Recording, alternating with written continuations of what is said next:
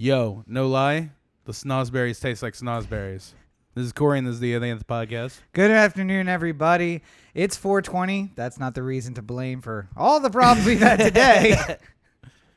It's quarantine day 30, and we're in year 7 Jesus now. Christ. And this is episode 315 of the O The Anthem podcast, coming to you from the hashtag OTA LA studios, high above the 110 freeway in downtown Los Angeles, California. Thank you for joining us. Yes.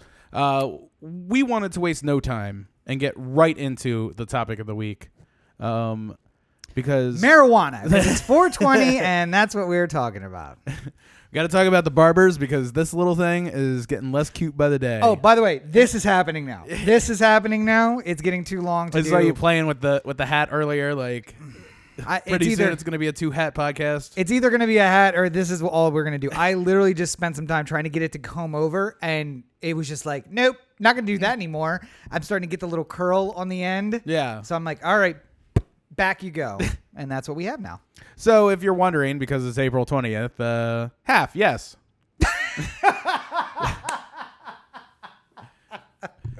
So let's keep that in mind. Let's all be adults here. Let's not tell Facebook. And and just so it's clear, that's not my excuse. Well, also, rough day, moving day today. Yep. So both very tired, very sore. I just realized that my usual position doesn't allow me to lean back in the chair, and I really wish it did. This leaning forward thing's going to get old real quick. So, oh well. But, so, of course, as I said kind of in the opening there, we are in day 30. I don't know if you put that together, of the quarantine. yeah. We started officially on March the 20th of the lockdown. So here we are, April the 20th, and we're locked down. I knew it was somewhere around St. Patrick's Day because I remember we were like kind of locked in before that. Or weren't we locked in on St. Patrick's Day? No. So the city was like in a voluntary situation. Mm-hmm. And my work, Because like Casey's wasn't open that weekend. the bars and restaurants were closed, but it The wasn't weekend quarantined before yet. they were. Yes. Yeah. We were talking about how many people were out at St. Patrick's Day things like the Saturday before. Yes. But Yeah. then actual Saturday or actual St. Pat's, everything, bars and restaurants closed. Right. People were still going to work. My office was already doing voluntary work from home. But then 19th, Thursday, we said, all right, everybody go home. Don't come back. I had a job on the 20th, I think, originally. And I was pretty much the day I got it, I was like, this is probably going to cancel. Yeah. Like, I can't imagine this actually goes through. So And it did. no. Yep. Oh, they didn't? No, it didn't. It didn't go through. Oh, okay. But you didn't go through it. Yes. Yeah. It was canceled. Sorry, I thought you were talking about the job, not me. The You're gonna job be didn't canceled. happen. You'll be canceled years from now when they listen to the episodes of the podcast from early on. But no, so the 19th. Hey, this Trump guy's pretty good. On the Apprentice. Have you seen it? Seems like he's really got his head on straight. Thank God we didn't do a podcast that far back. Oh, the things. An Apprentice after the show. To be fair, it's just so people know I'm joking. I've never fucking seen an episode of The Apprentice. I don't think Nor I have do I either. care. However, I do believe we were both Bush fans in the early 2000s. I mean, I certainly liked Bush more than I liked the alternatives at the time. But Yes. And I mean, 04 was Kerry. I'm relatively sure I was very Bushy in 2004. But then the whole, Iraq thing became a quagmire, and then giggity, now I'm a communist. So anyway, so the 19th, they said, we're shutting down. Yeah. If you are essential-ish, you can still go to work tomorrow to shut down your offices for extended period. Right. So I actually went to work on Friday to like, all right, let's make sure that everything's shut down. make sure the turned off. raccoons were fed and stuff like that. All that stuff. Yeah, lock up all the doors that people just leave open all night long. Since I was going to be the last one out. Right. And I believe I said, I'll be going for a half day, then I'll come home and work. And I think I got back at like 9 p.m. So yeah, it didn't work out. But yes, officially 30 days of quarantine. So if you're asking yourself, how long has it been? Not that long. However, as I continue to point out to people on the Everyman Movie Review, my grandfather went in D-Day +3. And, when he tells me that story, I'm always just like, oh, well, I mean, it's not like you were storming Omaha. No, they killed everyone who stormed Omaha. So he was the one who was like, all right, guys, now we need to get another half mile. So let's go do that. So not, fantastic, but still dangerous. They're asking us to stay home. It's not that horrible. 30 days into his deployment in Europe. And there's a whole lot of hyperbole going on, too. Yeah. And I feel like we can all agree that to varying degrees, our lives have been impacted in a negative way because of this. For sure. You don't have to be, like have $5 in your checking account hoping that your $1,200 stimulus check drops tomorrow so you could pay bills. Like, there's people who are living horrendously awful lives right now. Yes. And luckily, I'm not one of them. Like, I'm not hurting at this moment, and by luck. Just like, And listen, while we are still fighting fascists, they're not actually shooting at us yet. So there's that. Well, and I mean, like, there's talk about like how long things, movies might not start shooting again until September. Like, there's industry analysts who were thinking September is the earliest that we would be able to safely do this again. Oh, they want to make sure it's passed, and also that there's going to be a place to show it when we're done. Well, and like testing and stuff. Like, like I have to, like, part of my job is like miking up actors. Yep. Like, how is that going to change? Like, obviously, I will be doing the same things I've always done, like wash my hands and make sure I'm clean and not like cough on them and stuff like that. Yeah. But like, Corey got that experience from all his work out in the valley. Very, very, very strict on testing and don't cleanliness. don't joke about that. Just saying, at this point, would you say no? I mean, really? I don't know. Yes, I would say. I don't know how much miking is necessary. It's like just hang it up in the corner. What do you want me to get here? Well, because it really doesn't matter. I don't Just know. boom it. I'm pretty sure like if you are known to do porn, you can't join like any union or anything. Oh, is like it? That. Yeah, Is that I'm really pretty true? sure that's the thing. So that it's clear that was a joke. Yeah, like let's not. I wasn't degrade. No, but I think there probably would be a gray area of like. I heard Ellen show like hired a bunch of like non-union people to come basically wire her house so she could do the show. Yeah. And all the union people who are like varying degrees of not getting paid at the moment are like, upset? Why the fuck couldn't you just ask the union sound guy who works for you to come wire up your house and then pay him a day rate to do this while you're like dark in the studio and stuff like that? And but then maybe they're getting paid.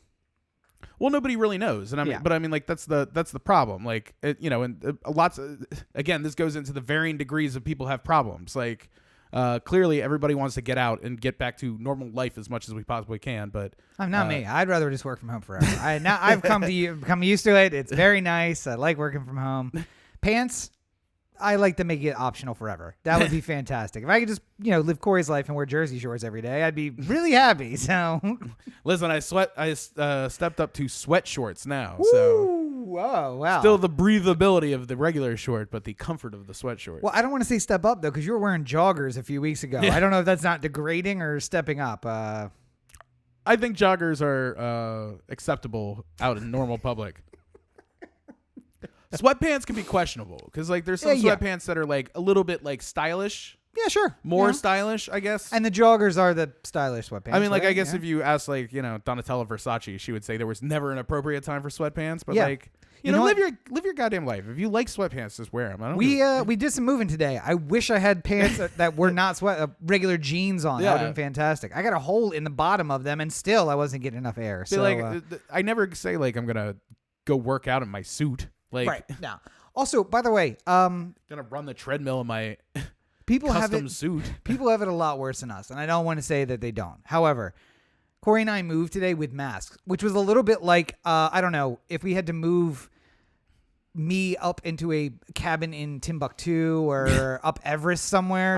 I kept saying this feels like Denver. Like terribleness. Where like you're walking up like a slight hill and you're just like, oh, I walk these hills all the time. This is no problem. And then you get to the top of it and you're like, oh, like you can't breathe because the air is thinner. People say that. But then when we were in Denver, I was feeling that. Like we just being able to be like, hey, let's walk up the couple of little staircases to get to the elevator in the hotel and just be like, I'm a little winded. Right. Yeah, no. It's like walking up like double the amount of stairs you figured you'd have to walk up. Yes. Like, and because the effort's not there, you're just like, oh, I'm going to jog up these stairs. Yeah. That was not a good decision. Anyway. Yes. Anyway. So 30 days of quarantine. Here we are. Still doing the show. And the protests have started. Oh, so, wait. What? You mean protests like pay our essential workers more? Oh, no, not those. Well, wait. I feel like that's the number one thing, right? Clearly, I mean, I would be more inclined to give people like hazard pay for what they're doing right now. And some companies are. I have to commend some people who are definitely paying. I know a lot of grocery stores, a lot of the national grocery stores have been paying their employees like probably not Amazon.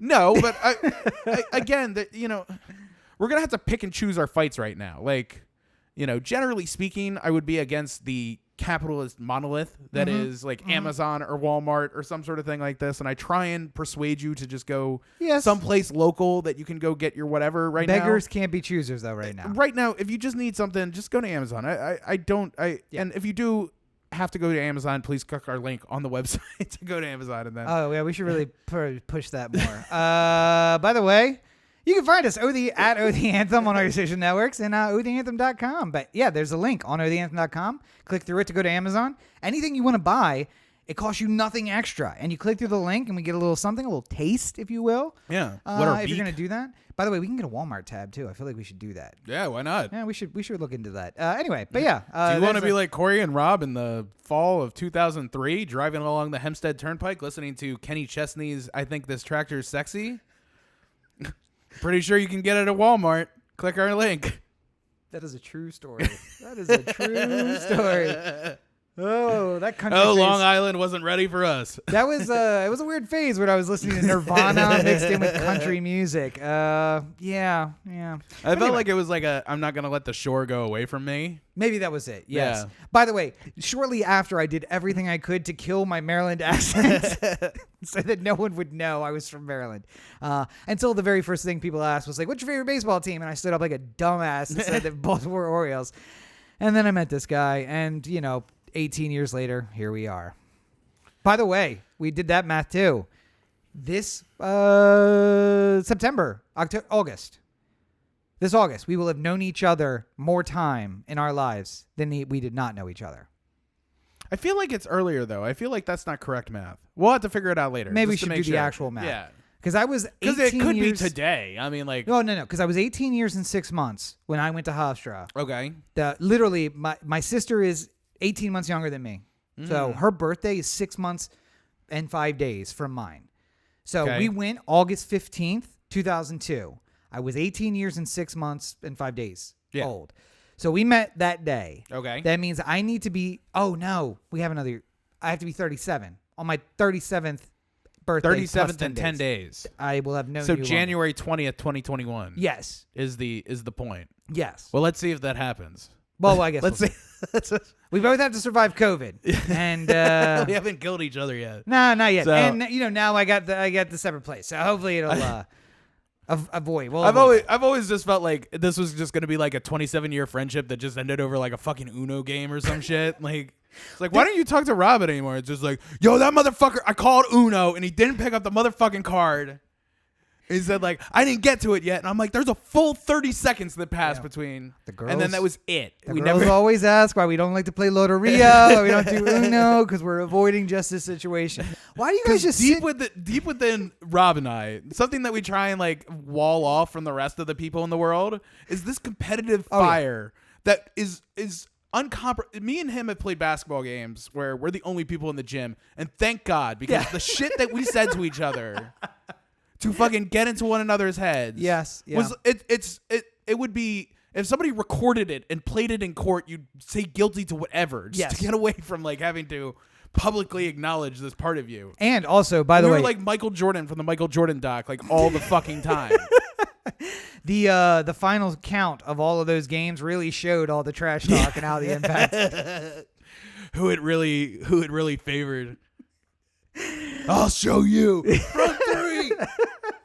See, but you know what I would like to say? I was playing the 3-ball game way before anybody else was. I mean, like now, if you watch the NBA, the number of threes they take in a game, like they're totally stealing the style that while I didn't do well, like I'm kind of like the Buck of pickup basketball. Like I was never good enough to be a player in the big leagues. I didn't have the talent, but I'm really good at figuring out the things before other people do. Okay. So like maybe Steve Kerr was just at Hofstra one day and he walked by and he's like, God, that fat kid shooting up a whole bunch of threes certainly has given me a lot to think about how strategy can be done in this game. I wonder if I scream. If I ever get the opportunity to put a bunch of 3-point shooting maestros out there, then I could really change the game of basketball. Now, I have to remember this. Steve, take a note. They have to scream, "Make it rain," every time they take a shot. And I don't know whether or not the oversized jersey is helping or hurting the matter, but the jersey got caught on your knees when you were trying to run around the court. We'll try. Maybe because that was the style back then, the jersey that went down a little bit past your knee. Because when you were a pro player and you're 6'9", that makes a lot of sense. Yeah, you got the actual jersey. Yeah. Corey wearing the actual NBA when you're jersey. just a fat kid from Baltimore, it just doesn't make basically as much sense. a muumuu. Yeah. By the way, that's one of the comments. Totally off topic and not something that we had put on our list, but we are watching the Michael Jordan doc, and one of my things I've noticed is like suits have improved a lot since the 90s. Just. Michael is the best dressed guy out there, but he's wearing a suit jacket that's 2 sizes too big. I've realized over the years, looking at pictures of me when I was younger and stuff like that, that some fashions are just timeless and forever. And like there was a picture of me in a jean jacket with a black T-shirt underneath of it for like a school picture. So I'm like 8 or something like that. And like nothing can be done about the face. Like that's just a disaster from go. But the jean jacket, the black T-shirt, like I could wear that today and it's no big deal. Like it looks normal, But like if you're trying to keep the style with the big ass suits, like the ones that look like, like MC Hammer pants turned into a suit. Yes. Like it's like bad times. Like we're way better off now with like things that are tailored, I feel like what you've just expressed is something that Christine Taylor said many years ago. There's nothing we can do about the face. We can make him a nice guy though. We got to make sure, Bill, look at me. We have to make him a nice guy.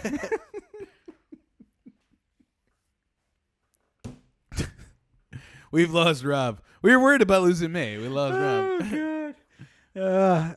Because I say it and it's funny. Maybe it should be April 20th every time we do a podcast. I say just making it an annual and event. This is the problem. People at home don't know because I can't do it. I cannot do a Chris impression. But in my head, I can put that in her voice. I can't reproduce me hearing her say it, but I can do it in her voice in my head. Christine Taylor? No, Chris Baker. Oh, yeah. Christine Taylor. Chris Baker. I thought you said Christine Taylor before. That's why I was sorry. like, no, Chris Baker. Oh, okay. Christine Baker. Christine, you right? hear my mom's voice in your head? Yes. Now, I can't reproduce it. Right. But I can then, what happened was I said that, and then I heard her say it inside my head, and that just made me use it. I couldn't. I can't. Just like, you do an impression of Brendan, which is super funny. But the problem is then I can play it in Brendan's voice, and the problem really is I don't know for sure if it's in Brendan's voice or if it's me doing a slightly different impression of yours. Right. Of his voice in my head. Because I've heard the impression far more than I've heard his actual voice. Well, it's so often like I watch, I've been watching some cop shows here recently. And like every once in a while they have the old cliche of the person hearing the voice on the phone. Yeah. Going like, wait a minute. That's my husband on the phone. Like, and they're just like, he was the murderer. He was at the scene of the crime, and they're like figuring that out right there. I was just like, I've listened to Rob's voice for hundreds of episodes and way more like just beyond this podcast. Like I've heard, but like it's been piped into my ears for like years and years. 300 plus episodes. And I don't know if I would be able to like instantly recall Rob's voice if it was played for me on like some recording. Because like I feel like there's almost like a part of like the police probably bring you in the room. They listen to a 40-minute recording. You're like, I don't know. I can't say for sure. And all of a sudden the voice is like, guillotines. And I was like, that's him. Man, that's Rob. Him. That's it. You know what? Now that I heard him say it, I feel dumb that I didn't pick it up beforehand. But knowing the guy for almost half my life now, it's here's the problem. I spent a summer before college killing any recognizable accent in my voice. I just sound like everybody. Mm-hmm. So that's right. The Connecticut, Nebraska accent, everybody. That's welcome. Anyway, protest. Protest. That's where we were going. We were going to get right into it because we wanted to like feed onto the thing, and then we get on 20 minutes of bullshit. And so go ahead. Wait, I'm gonna put you. I'm gonna shut up because I feel like I'm feeding your distractibility. Okay. So I'm gonna put you on protest. Go. So this past weekend, for anyone who doesn't know, there were various protests of varied size at a bunch of states across the country.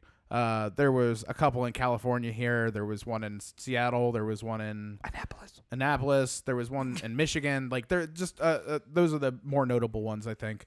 And it's people who want to end the shutdown and just get back to business and sort of like open up America just like it was again on Monday. So I just have to step in. I have to interrupt because they don't want to end the shutdown. What they are saying is you don't have the right to tell me to stay in my house. Right. Well, that's part of it too. If I want to endanger my own life, I'm an American. I have the right to do that. Let's put it this way. If I'd like to keep a wild tiger in my backyard, which, by the way, Mr. Baker, $2,000. That's all it takes. The audience for this, the people who showed up to these protests are not all one the same. This is like saying the way to cure homelessness is to get mental health training out there. It's not all mental, like there's drugs, there's mental health, there's, people who don't feel like they belong. There's, like there's a lot of different things. There's a lot of people in these protests too. There's a lot of like people who are really serious about, like the right of the government to step in and interfere with your life, to the life you lead, like they're not supposed to interfere with your day-to-day activities like this. I do believe though that the brothers, I think they're brothers. At least two of those guys are brothers that are getting everyone riled up about this. Yeah. Their position is don't tell me what to do.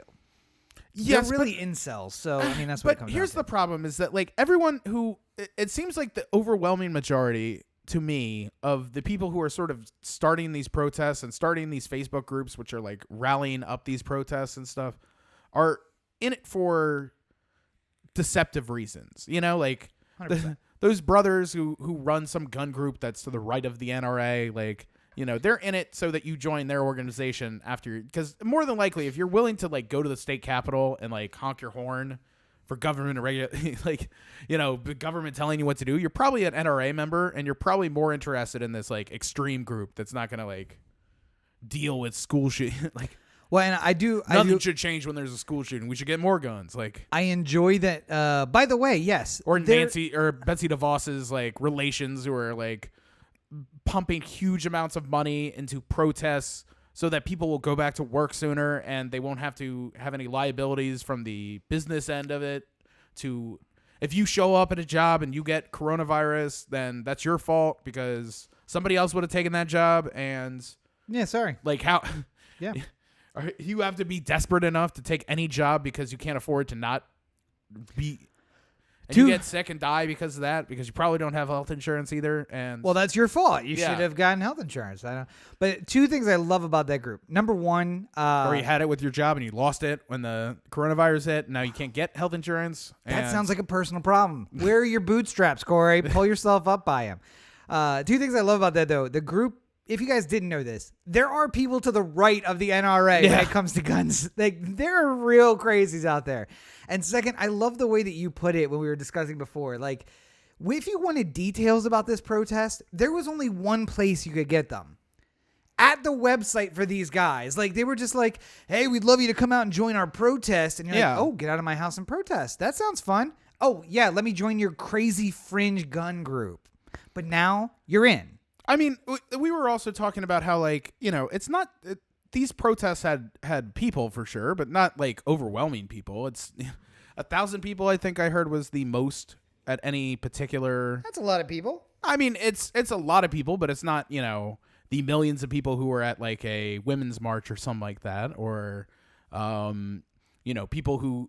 It's not more people than show up for any other type of protest of a particular political merit. I'm pretty sure we could get 1,000 people to show up if we just fired people up enough. Yeah, I mean, like really, it doesn't take that much to stir the pot right now because everyone's stuck in their house with all the same people that they've been stuck in with a month, and things are getting tense. Like, wait, are you sending me some kind of secret message here? No. I'm just saying, like, we had a casual conversation about it, like how much we just miss having an hour to ourselves, like. Yeah. Not that we do anything devious with our hour to ourselves, but just an hour to like, like not have to worry about being under the watch of somebody else or something, like, Well, I mean, my point was just that, Corey gets a bit of free time, usually. Yeah. Where it's like, even if everybody was home, he would go out for lunch. But you can't do that now. Now you're at best going to pick it up and bring it back here, so you don't even get the time to like eat and be out. Or, casually stop in some place along, like, hey, I'm right here by Burlington. I might as well stop in and see what's going on. Yeah. Corey loves Burlington. Like Michael Scott level loves Burlington. And then that impacts everybody else, right? Because then people around here would be like, oh, I know Corey's going out for lunch for an hour and a half. I got an hour and a half to myself. Great. No. You got 20 minutes while he runs with your the Red headspace Chicks. too. Because I'm used to having less people around me. So I feel like now when I feel like I need to really sit down and write, which is becoming harder because there's just too much going on in the house at any given point in time. Have you written that much since we've been in quarantine? I mean, you've written more than me. 20-ish pages. I mean, like it doesn't feel like a lot, but at the same time, it feels like I'm writing every opportunity I get, and it's just like I don't get how I'm home and I'm having less time, and I don't think it's that I have less time. It's just that like. I feel like I have to. I had on Time Hop like 10 years ago. I quit smoking, and I had wait, did it stick? No, it didn't. Unfortunately, it didn't. But like I was posting it on Facebook, and I was just like, I quit. Everyone knows. Like, and there's like a part of like you don't want to like fail, so like you don't want to do it publicly. Yeah. So. I think about it now, like if I quit, I might just tell a couple people. Yeah. Just so like I'm accountable to somebody, but not like everyone of the world, because when I'm smoking a week later because I couldn't deal with it. You want someone to give you shit, but not everyone to give you shit. Yeah.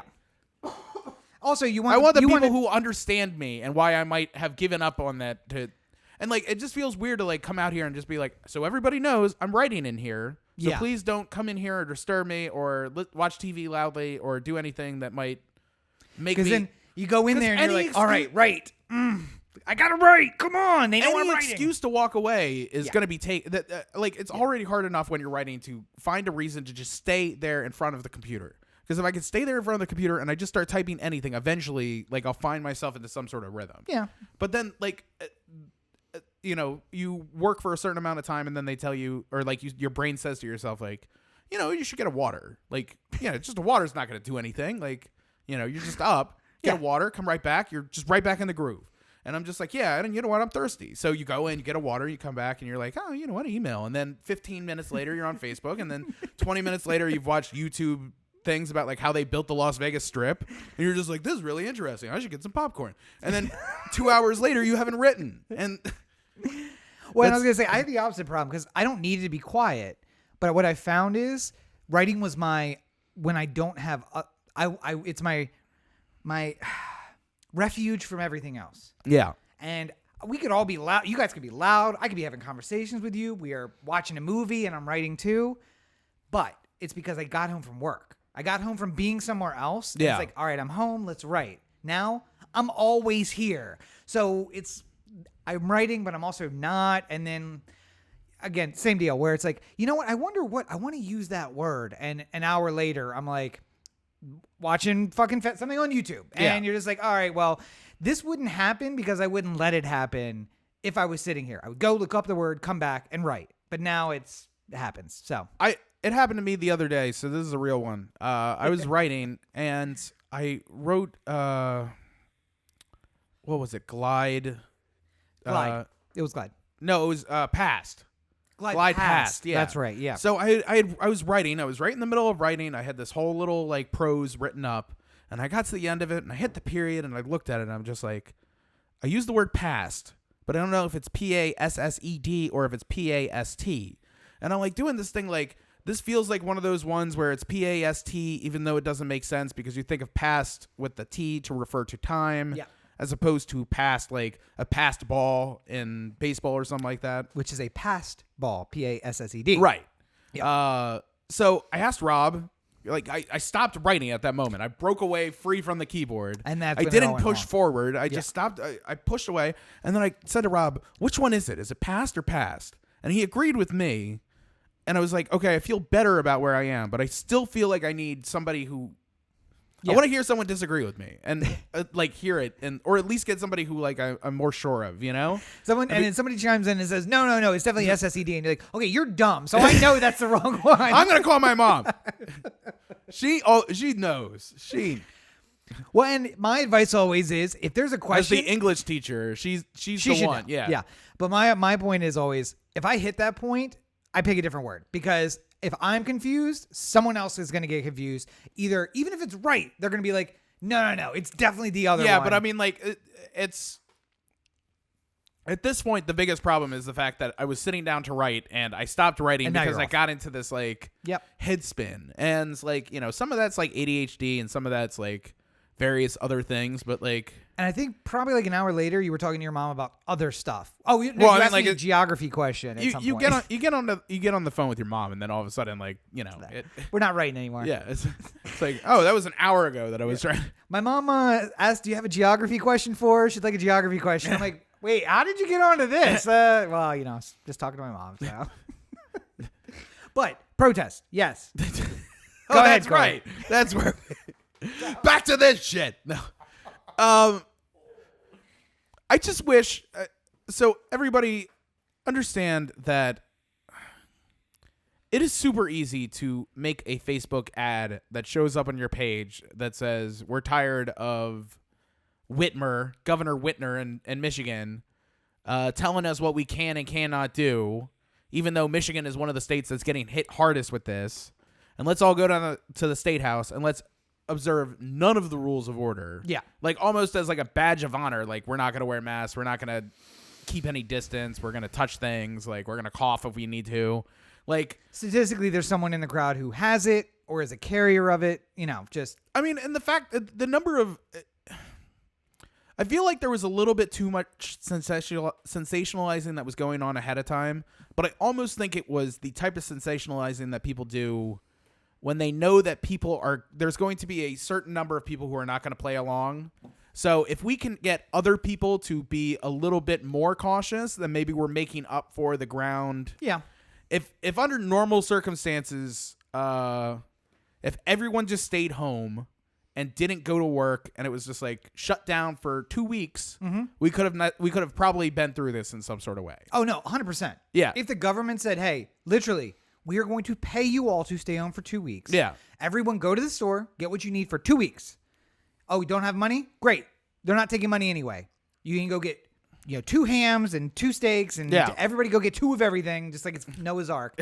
Go on home, 2 weeks in, everything is done. Yeah. And if you're sick at the end of the 2 weeks, then you stay in, and everyone else can go back to their lives. And also, by the way, if you're sick, everybody in your house stays home too. But I mean, like, we can. So the day the shutdown order happened, because I can see the freeway. Yep. So we saw the normal traffic the day before. Yeah.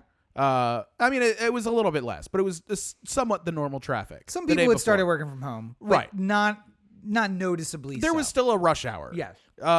Then the day the order came, it was a Sunday afternoon. Like, everyone was just sailing through. Yep. It was 6:00 on like a Tuesday afternoon where it would normally just be gridlock out there, and people are driving at 60, just sailing by. Yeah. So clearly there were people who were staying home, but there was never a lull in the traffic. No, even at 4 a.m. we're getting long pauses, but not like an hour. And I get that, there's people who are working at hospitals, and there's people who are working at restaurants, and there's people who are delivering food, and there's people who are, like doing important things. Like, I'm sure everyone has a reason to be out, but I feel like there were still people who were just like, I'm going crazy in my house. I'm just going to get in my car and drive for no reason. Yep. Like, I'm going to go up the 405 to the 101, take the 101 to the 110, 110 to the 10. I'm basically just going to loop around the valley and come back. Yeah. And just to get out of the house. And like, I don't really care that much if you do that. You're in your car, right? You're not impacting anybody. Just don't stop at Starbucks and cough on everybody's coffee and then. Right. But I mean, like, I feel like everyone's getting the cabin fever and everyone wants to, like, 30 days end it. But like, all these people who just went out just extended it for everyone. And by the way, word of advice, if a guy who just worked a 12-hour shift as a nurse gets out of bed to come stand in front of your car, you're on the wrong side of the argument. I mean, like, so it all seems to start from Trump doesn't want people to think that he's responsible for the economy not being open right away. Now, here's the question, because it seems like every once in a while he takes these positions just so people know where he stands. Like, do you he blame has nothing Biden to impact it, but he's just going to say, I disagree with this. Do you blame Biden and the Democrats because they're running stuff about how this is his fault and the economy shutdown is his fault? They're I mean, listen, it couldn't be worse. If it wasn't an election year, this wouldn't be as big a deal. But they're running ads that are saying the economy is his fault, and now he feels like he needs to respond. He set the rule. So for me personally, whenever the stock market would go up, he'd take credit for it, like he did that. Yeah. If there was a slight dip, he'd be like, "Oh, don't worry, it's gonna rally big tomorrow." And like even in days where it went down and people were looking for him to take blame for it, he would deflect. There's no blame. Yeah, I mean, there's never blame. No. So I just don't. I don't understand, like, why. So what you're saying is it doesn't matter. He would be doing this anyway. He's just the worst possible person to have in this position ever. 100%. And I mean, like, the problem is that the Democrats up at the highest ranks have awful people too. Yeah. Like Nancy Pelosi, if she was president, like, God, please don't. But I'm saying, like, if she was for whatever reason president, I'd imagine that she'd be able to at least do as well as a governor was. Mm-hmm.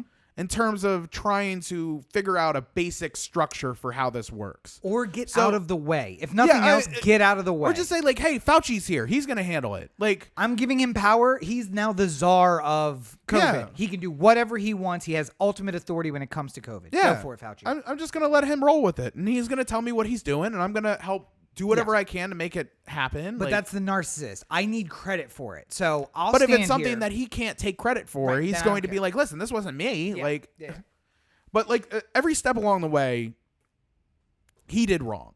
They said that if the government shut down 2 weeks earlier than they had everywhere around the country, and this is very fuzzy math. Oh, sure. But and no math regarding this is ever going to be perfect. But they were saying that roughly 90% of the deaths could have been curtailed if people had stayed in 2 weeks earlier. And listen, it's fuzzy math because there are governors in the South saying, I didn't even hear that. I didn't even hear that it could be spread with asymptomatic people. Like Kemp. Yeah. And I mean, yes, even if we shut down 2 weeks earlier and then you have Georgia being like, no, we're not shutting down. Why would we shut down? Well, but, maybe some of those people were in Georgia. If Georgia had just shut down 2 weeks earlier than they did, I imagine there would be a substantial difference in the amount of deaths. But do you think that Kemp's listening to Trump or is Kemp listening to Kemp? Because he's, again, a sociopath.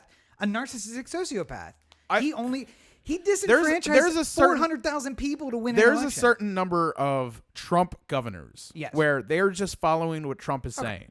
And I think that they are doing the math in their head that, like, so of Florida Republicans, what percentage of them do you think are Trump Republicans? Nearly 100% at this point? I wouldn't even say it was that high. I would even go further to 50-50. You think? There's a lot of stodgy 80-year-old, like, I was a George H.W. Bush Republican when I was a banker. I'm a New Hampshire Republican. Right. I was an old school Republican. Now I moved down here and retired. Right. And I don't really get involved that much. And I don't like Trump's bullshit, but I think that people are a little hard on him, blah, blah, blah. Yeah. Like the people who are. We supported Nixon up until he proved he did something bad. And now I don't support Nixon anymore. I haven't seen the smoking gun yet. I've just seen several smoking bazookas, but none of them I categorize as a gun. So. They were all pointed at Vietnam, all right? Not here. But no, okay, but Florida's a bad example. How many Republicans in Georgia do you think are Trump Republicans? We got to be creeping way closer to 100%. I mean, yeah, I would generally say the South is more likely to have them than elsewhere. Like, Ohio Republicans are probably not. No, they're your guy from 2016. What's his name? Kasich Republicans. Yeah. Like a little more liberal, centrist Republicans who are just like, they're like you. Like in the way that makes sense. Yeah, they're like you, except for they haven't reached a point where they're like, I can't call myself a Republican anymore. Right. This is just too much. It's like, hey, let's just get this guy out. And then I'd rather fix it from the inside. Yes. Yeah. Oh, what are we going to call it? Cobain Republicans? Can we call them that? But no, and here's the test. We talked about the last few weeks, about states kind of coming together and forming little coalitions. And now Alabama, Mississippi, and Georgia have created and South Carolina, I think, have created a coalition. And they said they're going to open together. Now, the difference is Gavin Newsom's coalition on the West Coast, Cuomo's coalition on the East Coast. They have one in that is Minnesota, Illinois. It's Republicans and Democrats, which is weird as hell, but they are all now going to watch as this Southern coalition is going to open 29th of this month. What bothers me about this is I feel like, personally speaking, I feel like I'm only as safe as the people who are directly on top of me. Sure. In terms of like a government level. So Garcetti and Newsom in this particular case. Yeah. As mayor of LA and governor of California. We can't depend on anything more than that. Right. There are two main points of contact here. I do take some issue. You are calling them the mayor and the governor. I just want to be clear. The future president of the Republic of California and the future governor of the state of Los Angeles. Los Angeles, yeah. yes. So, sorry. Just to make that clear. Like the Michael Jordan documentary, I want to be clear that... did you notice that they referred to Bill Clinton as former governor? No. Yeah, so Bill Clinton is talking about Scottie Pippen's time at Yeah. Arkansas. He was governor. So Right. former governor. And then Obama is talking about like being a teenager when Michael came to Chicago, and they call it former Chicagoan. Yeah. It's just like, also the president. Yeah. You know, that's okay. Yeah. So I think we know. I think some people I don't think go like, who is that guy? Hopefully nobody. But who is that well-spoken African American gentleman right there? And some people called him other things in that moment. But I'm going to take the opposite tact, and I'm going to say future president of the California Republic and future governor of the state of Los Angeles. But yes, Carry go on, ahead. yes. Go ahead. I mean, like I feel fairly confident with them in charge. They seem to be doing everything they can to be as informed as they can at any possible time, and also use the resources that are available to them to help as many people as they can. Have they done everything perfectly the way I would want them to do it? No. But I feel like there is a certain degree of failure that just has to be factored into that. There's like a degree of breakage, I guess, for lack of a better term. Like you can't do 100% perfect system in under these circumstances. Any crisis. And you can it's take about the best minimizing advice. as much as possible, Yes. and doing everything you can to feel like you're bridging some divide between safety and danger, you know? Another thing that Garcetti has talked about is getting us ready for an earthquake. Right. But we cannot hold him accountable because no matter what happens, an unexpected event will happen. You did your best you could. Yeah. Is he going to say, listen, it's LA, what? Earthquake? That's never going to happen if here. If there was a massive earthquake and 2 people died, then they would say people did would a good say, job. People would say that you did a good job, even though, you know, we're supposed to value every life as like, but in a huge incident like that. Yeah. If the death count was 2 instead of 2,000 or 200,000, yeah. like it is in like Mexico City when they had an earthquake or something like that. Haiti was 2 million. Yeah, I mean, like, you know, the and the ramifications long term of it happening, like not just people who die right then, but like people who just no clean water ever now. Yeah, like, still don't have clean water. So what do you do? Like, so I mean, like I feel good knowing that they're in charge, because they're doing as well as can be expected. Cuomo too. Cuomo's doing a good job. Hogan's doing a good job. Yeah. There's a lot of people all around. I think Whitmer has been doing the best that she can, given the circumstances. But like, for whatever reason, she really has seemed to drag the ire of the right. Like you know that Michigan is the largest independent army state. It has more soldiers aligned to independent armies than it does to the National Guard or the state police. Interesting. So, Tim McVeigh, when he was involved in those right-wing militia groups, militias, that's what they are. There are more militiamen in Michigan than there are state police and National Guard combined. Right. So it's a very right-wing state, but it's right-wing libertarian. So they get this weird, like, democratic governor, you know. So I guess that's the thing that really bothers me the most about a lot of these people who came out. Like, they sort of been had. Yes. But I get where they're coming from. And I don't want, like, what they did was really dumb. But I don't want to call them dumb, even though some of them might be dumb.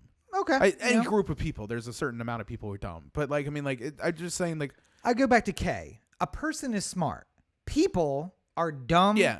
Now I forgot it. Are ignorant, animals, dangerous animals. Yeah. But it just, you put people together and they go down to the lowest level of all of them, not the highest level of all of them. Right. Because one person causes a panic and now we're all. But I'm saying, like, you know, people look at who wasn't there.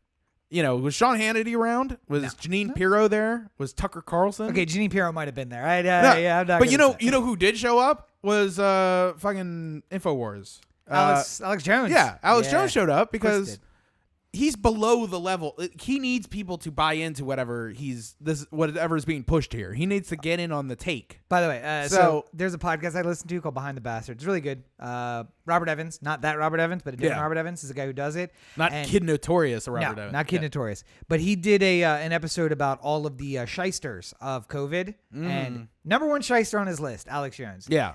His last podcast, Alex Jones's last podcast, he did no less than 7 products that are going to cure or treat COVID. Yeah. And it's just like, so Alex Jones needs this. He wants you to be out there and be like, you know what? I got my silver toothpaste from Alex Jones. Well, I'm protected. I don't need to be in my house. Well, I mean, the thing is that Hannity can talk about it on a show tonight about these amazing patriots who went out and protested because he knows he doesn't have to go out. Right. Like, if his show depended on him going out there and doing one of these protests with people, then he probably wouldn't do it. Like the poor, I have to go out with the poor. No, I have to stand with 500 people in the park and just no. Can we get a remote reporter out there? None of them are wearing masks or anything. That's the funny thing, because he will go out there and be like, "These patriots won't be told what to do. You're gonna go out there? Well, I mean, can I wear my mask and the gloves or?" Anyway, so tweet of the week. I'm just gonna go ahead and to pull that out here. I can't remember who it came from, but this is essentially what it said. Zombie movies got what zombie movies got wrong about the actual apocalypse. They omitted the scenes of people on the street demanding the right to be eaten by zombies. Yeah, and that's listen again. You're right that they're not all dumb. It's just when I see you out there. But I mean, like, it's like falling for it. Like, we all fall for it eventually. Like, not one smart person. I was reading a book about marketing where he talks about, like, the benefits of internet marketing. Yeah. And he was going to give a speech to rocket scientists at NASA, the highest level of the rocket scientists at NASA. And you think they're a group of smart people. And he literally burrowed down enough data so that he advertised to 28 people. Mm-hmm. The 28 people who are going to be sitting in the room. Yeah. And he created like a fake thing to sign up for this email list that was going to give them the opportunity to like drastically increase their money by 10-fold or something like that. And of these 28 rocket scientists, who you would expect to be the smartest people in the world, like 10 of them signed up. Yep. And when their boss found out about this, he was super angry at 10 people, anonymous people. Yeah. He was like, he's not going to tell me who did it, but I'm really angry at 10 of you. Like, but you can't help it. Right. That's how it works. And smart people fall for things too. That's why I don't want to say that the people are dumb. Just that the action was dumb. Yes. And if I see you eating just like if you're driving the car and you pick up your phone, you start looking at it and you get in an accident, like you're not necessarily a dumb person. You just did something that was really dumb. But if I see you eating shit off a plate, yeah, that is a dumb action and you know better. Right. You know that shit. You know the emperor has no clothes. So in a way, I still blame you. We're all dumb sometimes. We are all dumb sometimes. But here's my point and what I brought up in the pre-show discussion. I was dumb 5 minutes ago. Like I am passionate about a lot of things. Almost none of those things get me out of my house. Yeah. So when I see people being drawn, and you are right in that people are also looking for an excuse to get out of the house. So there's a level of like, am I really that passionate, or is this something I'm kind of passionate about and it gets me out of the house? I bet you there's 10% of people during quarantine here who are like the people who are so happy to run out and get something. Oh, yeah. Like, it's just like, oh, man, one of the blinds just fell down. It's like, I'll go to Home Depot. Like, I think you're dating one of those people. It's not really important. It's like, oh, no, I'll go to Home Depot. It's okay. I think we're both dating one of those people. Yes, unfortunately. It's like any excuse. Well, I decided to have this for dinner, and we don't have the thing that we need for it, so I'm going to go out to the grocery store. We can make something else. Yeah, we don't have to make up that. There's an entire cupboard full of food in there. I don't need food that matches. Like, I don't. Wait. You want to make Mexican and pasta together? No, absolutely not. I refuse. I can eat tacos with things that aren't like rice and beans. Nope. That is a requirement. I am going to run out and get 2 things from the store right now. It could be tacos and kebabs. Like, it doesn't need to. Oh gosh! It's like, listen, I literally could care less. Food on the plate. I'm full. You're literally eating like nutrient-rich paste right now. I am. I'm spending time eating Huel, which is just nutrient-rich. It's soylent. It's people. It's great. It's people. I wouldn't be that Stop upset. it, you're eating people. If I found out Huel was made of people, I would not be that upset. I'd be like, it's good. That's one of my favorite impressions. I love anytime I get to use Heston and Soylent Green.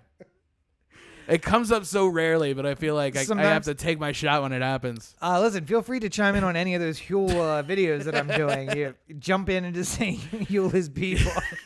I'm sure they'll love it. I'm sure it'll give you that sponsorship right off. So anyway, I get you are right. It's funny, like the dark side of the coronavirus thing, though, and marketing and stuff. The dark side. Well, of no, it. A secret dark side. I feel like we'll learn many years from now that big toilet paper was probably leaning into meme culture to make the demand higher.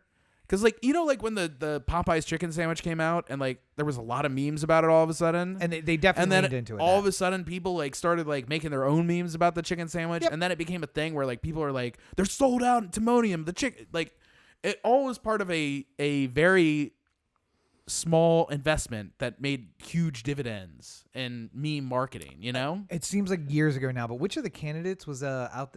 Was it Andrew Yang who was paying? No, it was not de Blasio. Bloomberg was paying people to make memes for him. Oh, yeah. And then got the benefit of people making memes about him paying people to make memes about him. Like, it just rolls and rolls and rolls. Yeah. And it's a small investment, but you get a lot of bounce from it. So right. But I mean, like, how well it works is sort of here or there. Yeah. I think people are going to buy toilet paper regardless. But I think by leaning into a meme ecosystem, and I'm not saying this is happening. It's just sort of like a really good feeling. Looks like it. Yeah. It's one of those things we'll find out later that, like, there's no way to find out right now, but I'm saying, like, at some point somebody's going to write a book 25 years from now, and it's going to be too late for me to go like, hey, remember during coronavirus? Because, like, there's going to be a Cambridge Analytica where we find out that Charmin was dumping fake stories about how there were shortages of toilet paper, and then everybody went out and bought it. So and then look at us. If toilet paper came in, then people were just like, well, I got to get it. I never know. It's sold out everywhere, so I got to get it right now while it's available. Literally. For weeks we've been going there. For weeks there has been a limited amount. Yeah. But I see people with entire carts full. I'm like, we're 3 weeks in, and you have a cart full of toilet paper. Yeah. How much shitting are you doing? Isn't that a symptom of COVID? I feel like you should go to the hospital. Like, it's not. No gastro stuff. But maybe it's just people, like, that's the way they cope. They're just like, I'm going to use 3 times the amount of toilet paper I usually use. I don't care if it's wasteful. I got to cope. Like, maybe you're on I can't sit around in my own house with a dirty ass. Like, it's just... Maybe it's like vacation. It's like, okay, so we're going to be gone for 5 days, which means I need to take 20 pairs of underwear in case I shit myself 3 times a day the entire time. In case I have such delicious meals that I shit myself constantly. Oh, gosh. Anyway, so... I'm going to Baltimore in winter. Why wouldn't I bring my Hawaiian shirt? There might be a Hawaiian-themed party while we're there. And then I'll look like an idiot because I don't have my Hawaiian shirt with me. There's Tommy Bahamas everywhere, all right? You can buy... Well, at least there was. I don't know if there will be in the future. I can get it shipped to us from Amazon in the meantime. But, all right, so 2 points to cover before we get out of here. Number one is that I thought Andrew Cuomo had a really good moment over the past week, kind of cutting back to what we were talking about the states kind of joining together.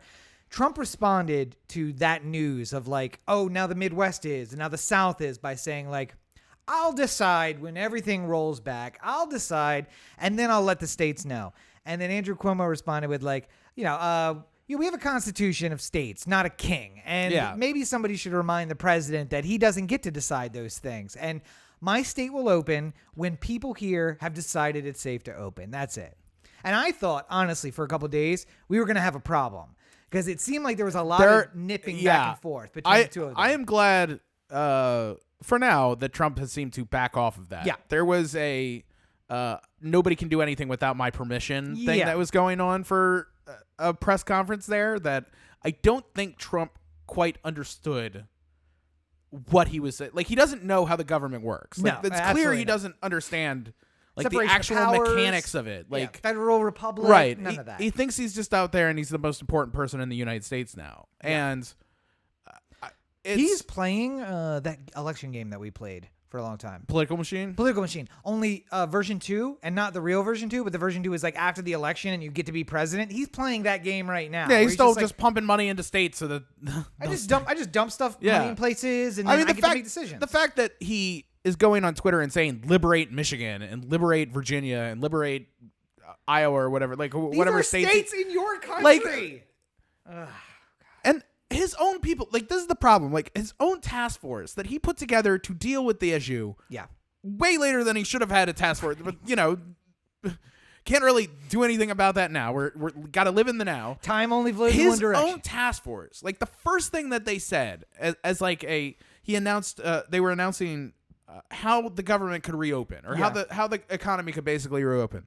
And the first thing on there was 14 days of declining tests. Yeah. Of like declining numbers, the deaths are kind of like here or there because somebody could be sick from a month ago and dying now. Yeah. And declining positive tests, though. Also, the people who are like arguing about well, this guy, went into the hospital because he had a dirt bike accident and he got corona while he was there, but he was in the hospital for the other thing. So he should die for the dirt bike accident, not for the corona. It's just like... let's not argue about which person died of what. Let's just focus on there's a big virus going around. Yeah. How about this? Be careful. There's a virus. Yeah. Let's focus on that part of it first. If you want to say take off 100 of those deaths because it's just people who died of old age or something like that. It's fine, whatever. It's still a lot of people have died. What do you want? Yes.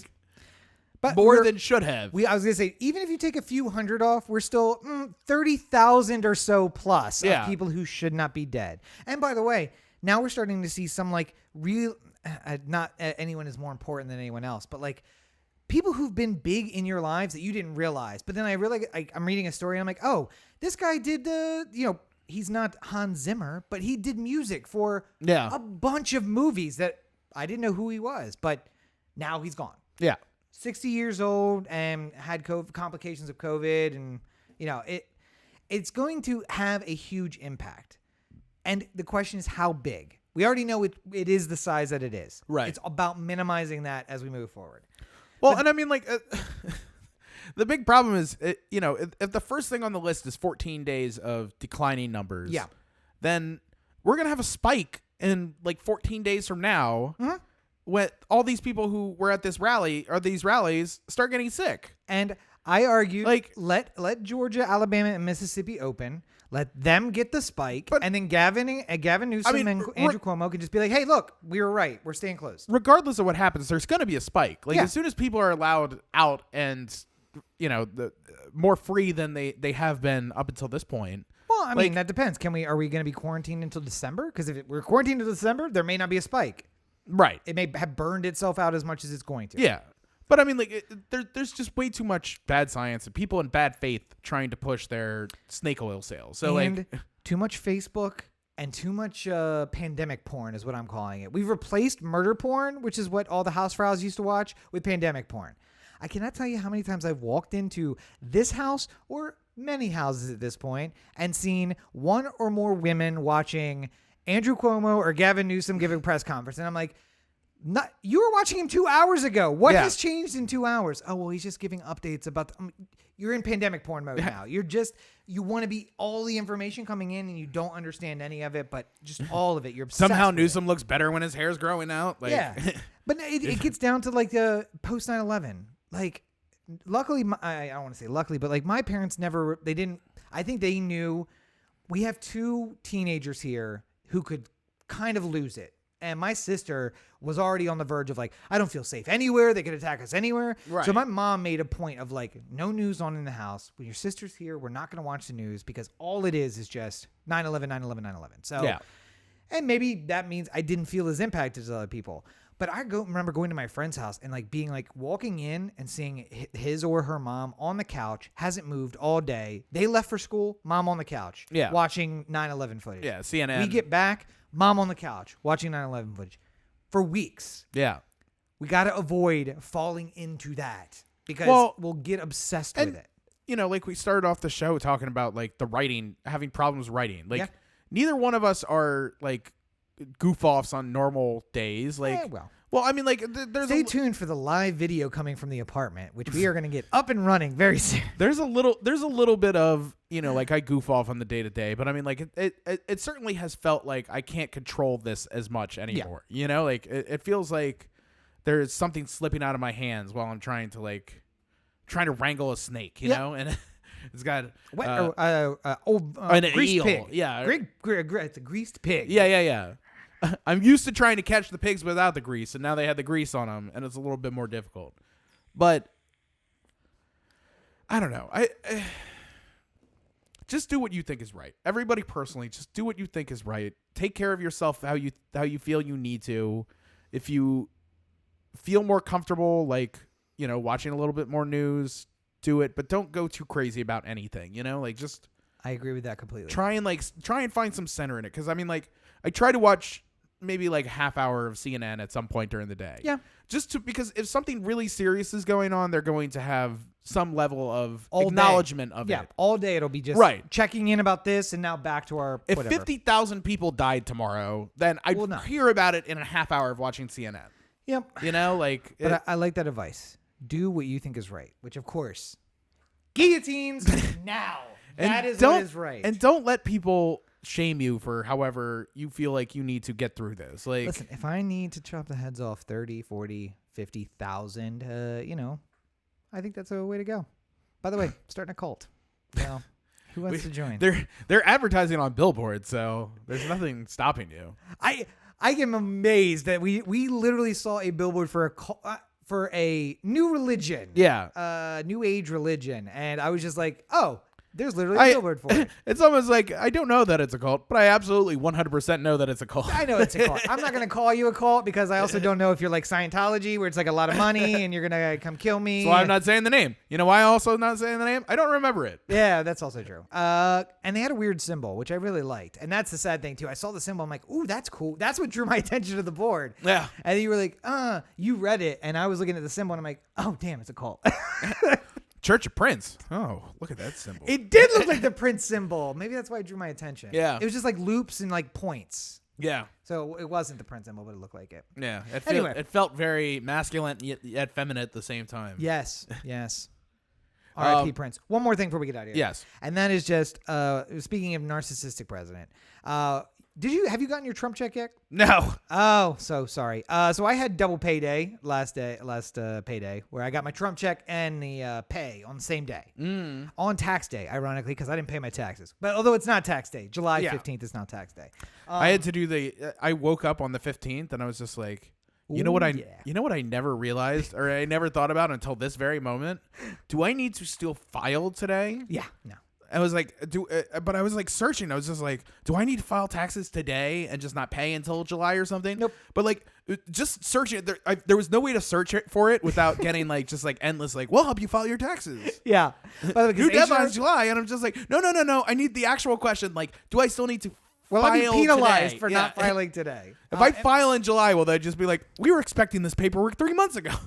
And by the way, H&R Block, all those websites, they all say like, no, you need to file now. Yeah. Like, no, you don't. You don't. Yeah, people who are looking for money are trying to get you to file right now, but why wait till July? People who have been who are trying to pay the rent on the storefronts that they purchased. Yeah. Right at the beginning of this crisis. H&R Block may go the way of Blockbuster, because they have the overhead, and like TaxSlayer or whatever doesn't. They're this websites. We may see the end of H&R Block.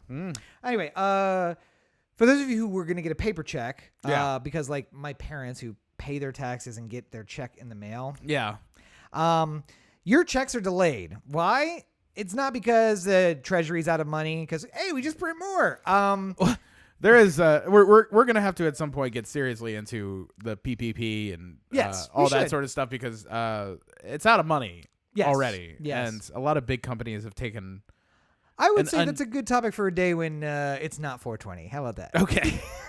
And also, I need to look into it more. I looked into it for like you and Roberto when we were talking about it, but like just superficially getting. Well, I mean, like the basic gist is that it seems to help out people who have a constant relationship with their banker. Like, I'm an independent contractor.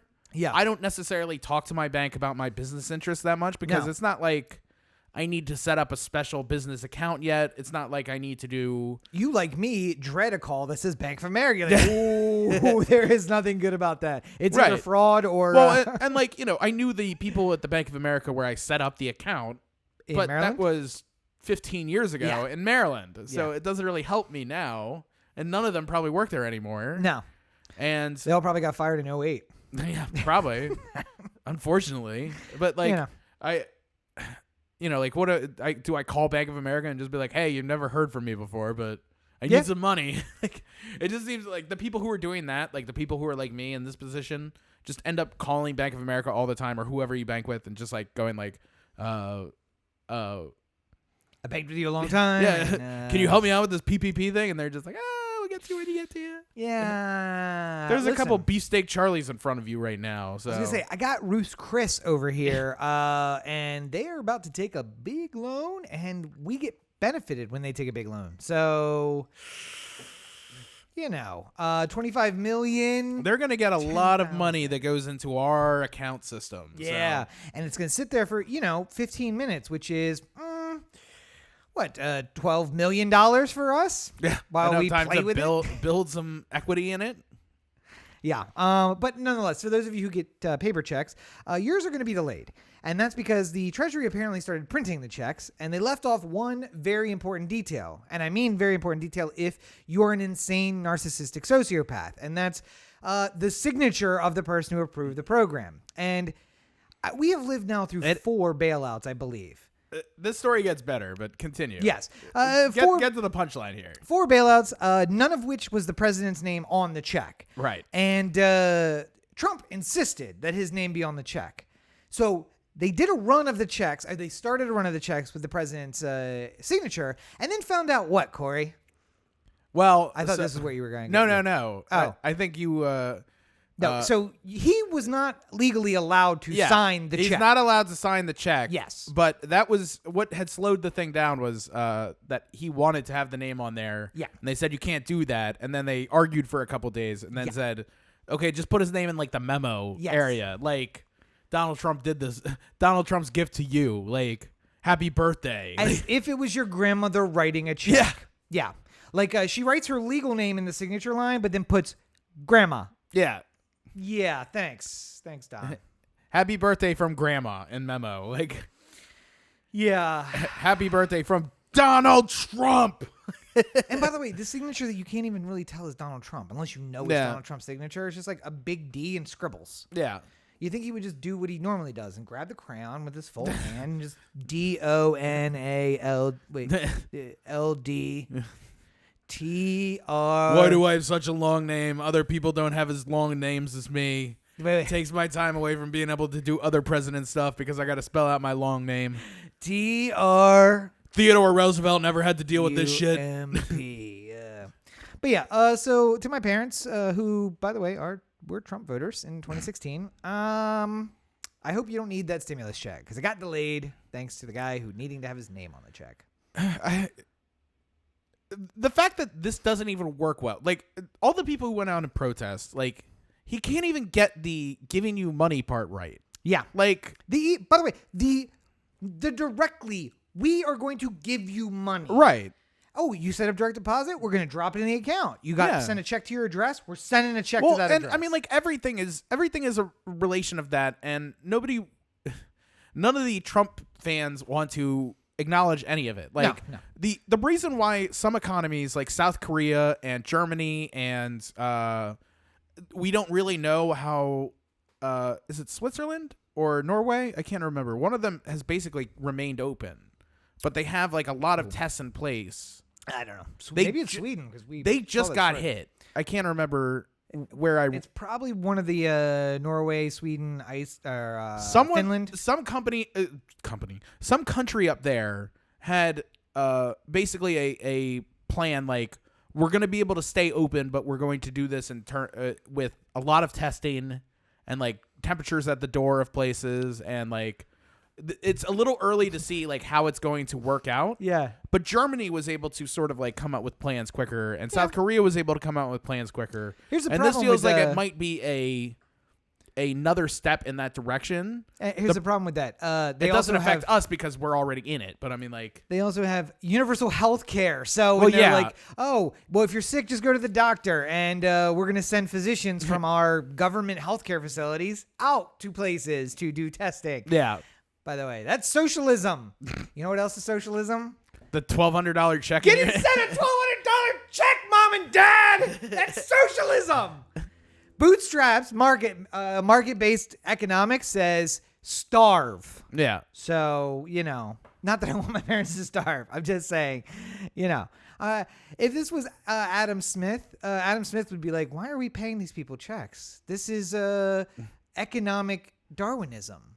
It's getting rid of those who are dregs of society. Who are unable to even deal with a small emergency. Yeah. You don't have savings for 3 months to get you through a time of not working? Anne Rand would spit on your check. I mean, she'd cash it immediately afterwards because she didn't make a lot of money in her life, but she... You are running from that position as fast as Anne Rand ran to the mailbox to pick up her Social Security check. Yeah, so... By the way, heroes who think Anne Rand is everything. Yeah. She took her Medicare. She took her Social Security check. Death benefit. The whole nine. So, screw off. At least I could say, like, for all of my communist heroes, they're like looking around like, hey, who's going to pay for my burial? That's very communist of you. Yeah. I don't know. Of course. Somebody will figure it out. If not, they'll just put me in a box and throw me in the pier. And that's... And listen, even if you became like an enemy of the state, at least you knew your family would be taken care of. Now, possibly taken care of by sent to the gulag. I don't know, but they'd be taken care of one way or another. I don't really want to ask questions. Anyway, I don't know if you realize this. We are an hour and 15 in. Oh, well, I know there's some time dilation when it comes to this day in history. I feel like I should get into it a little bit. Get into what? OTheAnthem.com, core to OTheAnthem.com, O The Anthem on Facebook, Twitter, Instagram, and the listener line, 443-219-7595. What's that number again? 443-219-7595. And you can find more of me on my website, CoreyBakerFilmmaker.com, Facebook.com/CoreyBakerFilm, and at LegendsCB5 on Twitter, Instagram, TikTok. I've stopped doing the Snapchat stuff. I've started moving into my TikTok phase. You could do both. Not that you did Snapchat. I just don't feel like anybody is doing anything on Snapchat. Is it? I mean, I just send dick pics all the time. When's the last time you've seriously said oh, I got to put this on my Snapchat story?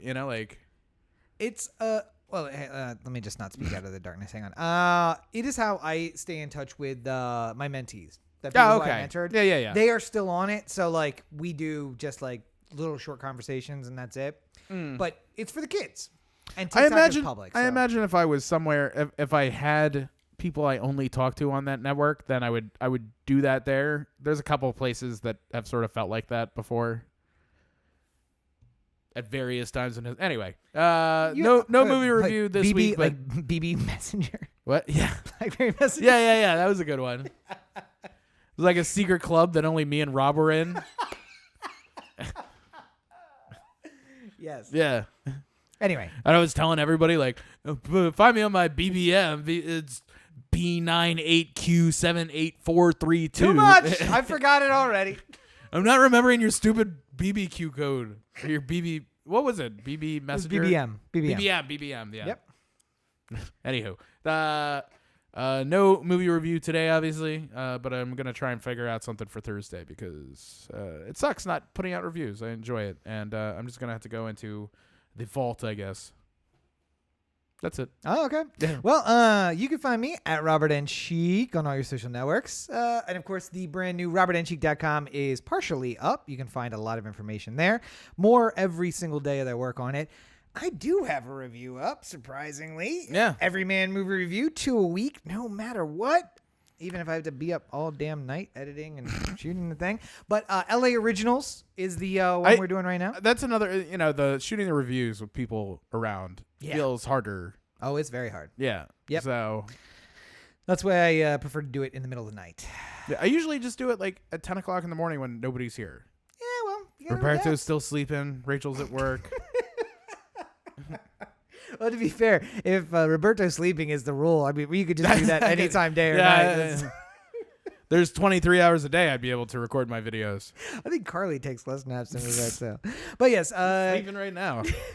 You can find that review at Robert or youtube.com/Rob Cheek. The Everyman movie reviews up there. The My Life videos, Huel Experience videos, which I know I need to do another one. And you can find all of those except for the Everyman movie review at Instagram as well, in my IGTV at Robert N. Cheek. Website. You can also find links to the books, which are available on Amazon. Buy Rob's books. Thank you. And we got a whole bunch of really cool stuff. And I know we didn't really hit it that hard, but please do not forget, you can find everything O The Anthem at O The Anthem on Facebook, Instagram, and Twitter. Most importantly, you're watching live right now, most likely at Facebook at O The Anthem, on YouTube at youtube.com/O The Anthem. Maybe you're watching on Periscope. That's on Twitter at O The Anthem, or even on Twitch. We're on Twitch at O The Anthem on Twitch as well. And of course, do not forget otheanthem.com, the home for everything O The Anthem, including the link where you can go to Amazon and shop via the Amazon tab, or you can find the O The Anthem related things directly in the O The Anthem store, which is otheanthem.com/store.html. There we go. Yeah. So don't miss out on any of that fun stuff. But I have made it a key to do 2 reviews every single week, no matter what. So I am making sure you have your entertainment up. I really did want to stick to that, but then the problem was that I would be on set. And if I'm on set like all week, I just can't see a movie. No. And like I didn't want to start doing like videos of like things that I had on my shelf kind of thing, because I was doing more contemporary movie reviews. And how do you compare a movie from the 70s to something that's out that you just saw 2 weeks ago or 2 days ago? Yeah. And you've already made a decision that you're going to put on the internet, like versus Silence of the Lambs. I've had a lot of time to digest. And it's so been on if my I shelf. talk about it, if it's a DVD, you went through the effort of buying that movie. Yeah. So already there's something built into it. Right. And I'll say... there's almost like a part of me that feels like you do it a different way. I do it with the rating system. Yeah. So, I mean, like, there's almost a feel like I need to do like a different leaderboard for like legacy product. Like, right. And maybe that's a way to go. Maybe, just do, hey, these are my top 5 movies. This doesn't fit the same sort of rating system that you are used to, but it's sort of like me looking back upon this movie. Yeah. I can't put the several Godfather. Years later. Yeah. I can't put Godfather in my usual rating system because it is a classic. It is on the top 5 list of everyone. But let's talk about Godfather. Yeah. And, maybe you have people who are like, I don't want to sit down and watch a 3-hour movie. Give them a reason why you should sit down and watch it. And I think there's something different about, like, remember when you saw The Matrix? The first time? Yeah. How it like completely like changed you from the moment you walked in to the moment you walked out. Watching that first scene and just being like, what the fuck am I watching? But I mean, like, if I had a movie review series on YouTube at that point, when that movie YouTube came didn't out, exist at that point. well, I know, but I'm saying, like, if the world shifted in there was an alternate universe where YouTube was there, and I was doing these movie reviews, I couldn't imagine not giving that thing a 9.9 or something. Like, what do you do? But now we're 15 years in, and you're like, how does that compare to the 9.9 that you gave The Matrix? Well, yeah, I mean, like, you see it at the moment, and like 2 days later, if you were talking to somebody about it, how do you avoid saying, like, this is the craziest thing I've ever seen in my life? And by the way, holds up in some regard. In some regard, well, I mean, like, if you ask me, like, where I would rate it now, like, years after it had been released, I can sort of say, like, oh, well, there's some faults. There's things that at the time really blew me away, and the more I think about it, like, it was more about like the shock of seeing it than it was like lives up to repeated viewings, that sort of thing. I have it for you. Why don't you take your favorite movies from any year and 3, 4, 5 years later make the effort of going back through and being like, here's my top 5 movies from 2018. No, that would be good. I'm going to shift them down, up and down on the leaderboard. There's no reason why Once Upon a Time in Hollywood should be here, because 5 years later, it wasn't as amazing. Not that would change. But once I saw Quentin Tarantino's 10th movie, I just said, well, at what point do you think it moves to like the legacy leaderboard? I mean, that's like that's 5 the years. I would say probably 5 years. Because I mean, like, that feels like the lowest it could possibly be. Well, and then what you do now, because I would almost feel like 10 years is the amount of time that it would take. But then, if I'm doing this movie review in 10 years, how much are people wanting to hear me re-review Molly's Game? I plan on doing movie reviews forever, son. Everything's a no, but I'm saying, like, in 2018, am I just like, hey, remember I saw Molly's Game? I'm going to tell you about it again here on the Corey Baker Filmmaker. Well, no, I think you could just do a whole episode. Just like one episode of like, here's all the movies from 2018 here's I really liked. 5 movies from 2018. We're going to move them on over to the legacy leaderboard and where they fall. And it gives you the opportunity between now and then to set up your legacy leaderboard. Here's things that are already on the legacy leaderboard. I'm going to give you the top 25 and then 5 episodes of 5 each. And then next year or 3 years from now, we're going to bump something off of that. I think it's got to be 10 years. Oh, that's a long time. I feel like it's got to. That's the only way it makes sense that's because a YouTube generation, man. 5 years, 10 years, those guys are going to be having kids. Yeah, but 10 years, movies that came out 10 years ago still have relevance today. I mean, like it just feels like these last 30 days of quarantine have been 10 years. But it like, does, yeah. I mean, maybe that's the problem. It's a relative. I mean, what is it like? Scott Pilgrim vs. the World came out or something like that 10 years ago, which holds up, by the way. But I'm saying like that feels like. It feels like enough time has passed where nothing new is going to come out that is going to affect my ability to enjoy Scott Pilgrim. True. More or less at this point, you know? Unlike Quarashi. A year in, you could have been like swayed a little bit, you know? But after 5, you sort of made peace with whatever the movie is. And we get enough time that if the person's going to be Me Too'd, they are Me Too'd. So you toss it off the list or don't put it on. Yeah, so there's not a Baby Driver review of me going like, Kevin Spacey, amazing! There's nothing this guy could do that would make me hate this movie. You know, I always see Kevin Spacey and he delivers these performances, and I don't care what it takes for him to get there. I just want him to continue doing it. Exactly right. Anyway, another movie review I won't regret. See everyone next week. But I will say that the movie that is up right now on Everyman is LA Originals, which is a documentary. Yeah. Which I just found so fascinating that I was like, hey, here's what it is. You may not get from the trailer what the extent of the movie is. So it's more about me talking about that and being like, hey, so this is what it is. Here's my recommendation. If you went through this, what I said at the end of the review is, if you're still watching, you probably weren't going to watch it anyway. Yeah. If you made it this far and you weren't already like, let me turn off this stupid review and go watch the movie, then it's probably not for you. But we'll see. But the next 4 up are all documentaries. It's just, I've been in this documentary place, which isn't great for a review. Yeah, I hate... Because then it sort of feels like you're judging based off of the subject matter. No, and I was. And, I tried to be very careful. That's the thing I did with RBG. I didn't give it a review. Yep. Because I didn't want to make it seem like, depending on how important I felt the subject was, depends on how important the movie is. By the way, spoiler alert: Trials of Gabriel Fernandez coming up. Oh, that was a rough watch. Woo, yeah, it was a rough review too. Because like I had it on the list, and I'm like, I feel like people wouldn't watch it because I don't think Netflix did a good job of telling you what it was. But I feel like it came out before. It came out before quarantine. I started watching it. I think I got you guys to watch it too. Yeah. And it's just like everybody should watch it. And here's who shouldn't, by the way. Here's all the trigger warnings that you should have before going in. But here's why you should watch it if you want to watch it. And it's more of like, hey, I watched 30 documentaries. Here's 5 that I thought were worthwhile. Yeah. And if this sounds like better detail than what you're going to get from a trailer. Well, maybe depending on how long we continue quarantine, we should also think about things that we could suggest to people as like, here's a bunch of things that are on Netflix that both of us have and think you should watch if you've never seen. Yep. I'm down for that. I got fingers crossed. If you've never seen Zodiac, it's on Netflix. Go watch it. 100% go watch Zodiac. But I got my fingers crossed for Tenet. I'm really hoping Tenet does go to streaming because I would really love this. I want some new blockbuster movie that I can watch. I'll pay more than 20 for it too. Yeah, well, I mean, don't tell them that. But yes, I would pay more than 20 for that. But yeah, it's like Jay and Silent Bob reboots where we were last time. Like, that's a major motion picture, I guess. Sure. Thanks, Kev.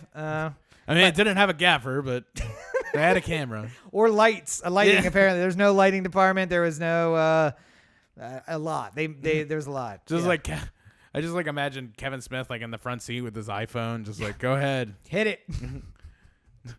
It's got this automatic light detection thing. It'll be fine. In post, it'll be fine. They'll put in lights. We'll do it in post. Fuck it. We'll do it in post. We'll do it live. All right. I think we've done good here today. How about that? Well, we've done something. I don't know if it's good. But as always, you're listening to the O The Anthem podcast, part of the O The Anthem digital network. With its upcoming podcast, don't forget, Poop Thoughts. No, wait, what is it? Shit. Poop Ideas. Nah, damn, what was it? Poopin' Ideas. Poopin' Ideas. Yeah, Poopin' Ideas coming soon. I completely forgot about that till just this moment. We got to work on pooping ideas. But for Corey, this is Rob. Have a great week, everybody. Hold on. There's going to be some deliberate silence here. Ready? Mm-hmm. Smoke weed every day.